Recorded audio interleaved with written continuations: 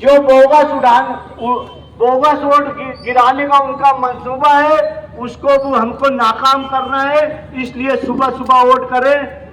अब मुफ्ती साहब जो है दुआ करेंगे, क्योंकि 7 मिनट रह गए अजान को।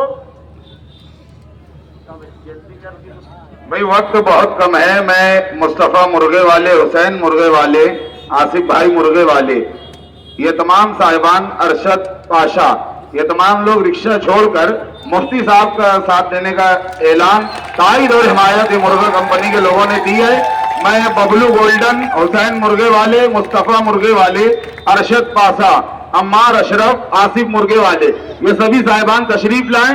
मुफ्ती साहब और हाजी यूसुफ इलियास, इन दोनों साहिबान का इस्तेकबाल ये तमाम साहिबान करेंगे।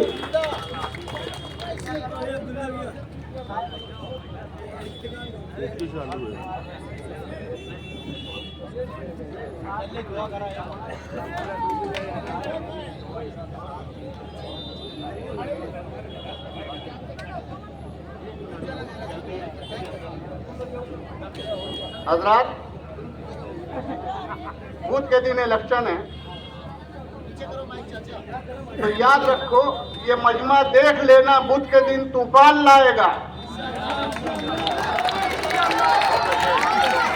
ये मजमा देख लेना, बुध के दिन तूफान लाएगा। जमीन तो ये जमीन है, आसमानों को हिलाएगा और गरीबों के घरों तक चल के खुद भगवान आएगा। ये रिक्शा हार जाएगा, अवैसी जीत पाएगा। भाई मैं मामून कारपोरेटर राशिद अय्यूब साहब से गुजारिश कर रहा हूं, आईएम ग्रुप के सदर अंसारी मोहम्मद हाशिम रजा का इस्तकबाल कर लें। मुफ्ती साहब आपके सामने दुआ करो कि सलामत रहे मेरी हिम्मत, ये एक चिराग कई आंधियों पे भारी है। बिस्मिल्लाहिर्रहमानिर्रहीम, नहमदुहु व नुसल्ली अला रसूलिल करीम, अम्मा बाद। सदर मोहतरम, स्टेज पर तशरीफ़ फरमा अमायदीन शहर, मेरे बुजुर्गों और दोस्तों, डॉक्टरों की तमाम तर हिदायत के बाद कि मुझे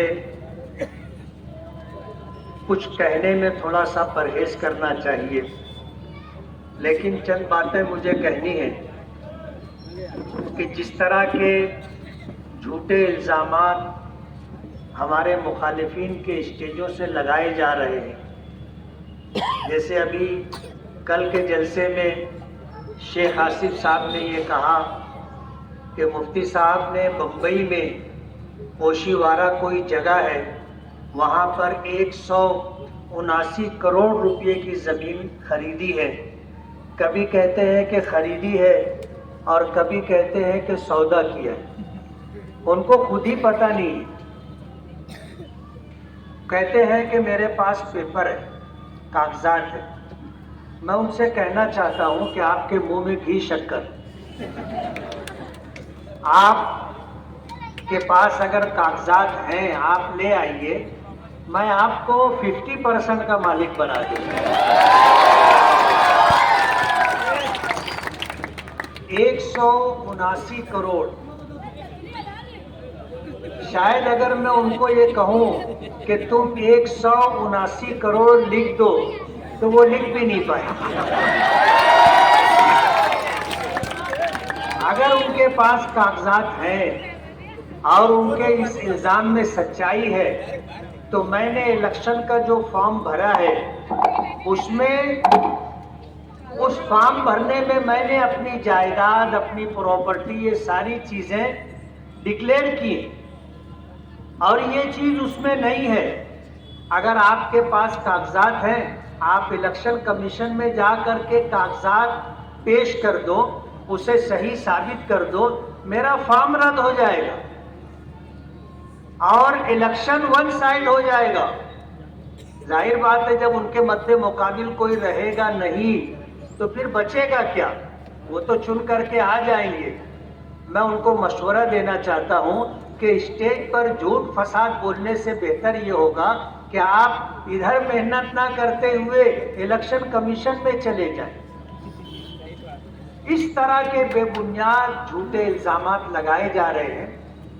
मैं आपसे ये कहना चाहता हूं कि इलेक्शन होता रहता है। 2019 में भी इलेक्शन हुआ था। हमारे ये शेख आसिफ साहब दावा कर रहे थे कि 50,000 वोटों से हराऊंगा, 38,000 वोट से हार गए, जबकि उनके पास उस वक्त जमीन पूरी सजी सजाई थी। लेकिन शायद मालेगांव वालों के मिजाज को उन्होंने समझा नहीं। बुनकरों के मुतालिक कहा कि अगर कोई मसला होगा तो तुम्हें तेरे 40 पैतरी चढ़ करके आना होगा, फिर मैं सोचूंगा कि तुम्हारा काम करना है कि नहीं करना है। उस वक्त हमारे शफीक राणा साहब उनके साथ थे। इस बात को सुन करके तेरे 40 पैतरी तो बहुत ज़्यादा है, वो 1 पैतरी भी नहीं चढ़ी। हमारे यूसुफ इलियास साहब ने ये बात कही कि ये तेरे 40 पैतरी की बात करते हैं, हम 2 पैतरी चढ़ करके मस्जिद में चले जाएंगे, अपने परवरदिगार से अपने मसले हल करवा लेंगे। 2019 का इलेक्शन हुआ। इलेक्शन हार जाने के बाद शेख आसिफ साहब ने अलल ऐलान तकरीबन 30 से 35 हजार लोगों के नाम वोटर लिस्ट से कट करवाए। आज उन लोगों को बदला लेने का मौका मिला है। जिनके नाम इन्होंने कटवाए थे, लोकसभा पार्लियामेंट इलेक्शन के मौके पर उनको समझ में आया कि हमारी तो वोट कट गई। इसी तरह तकरीबन 15 से 18 हजार नए वोटर हैं। ये हमारा मुस्तकबिल है, पहली मर्तबा वोट देंगे। ये मालेगांव की तामीर और तरक्की के लिए, मालेगांव में बच्चों की तालीम के लिए, मालेगांव में बुनियादी सहूलतों की फराहमी के लिए वोट देंगे। मेरी उनसे ये गुजारिश है कि वो सोच समझ करके वोट दें कि उनका वोट ज़ाय और बर्बाद ना हो। दुआ करें। बिस्मिल्लाहिर्रहमानिर्रहीम।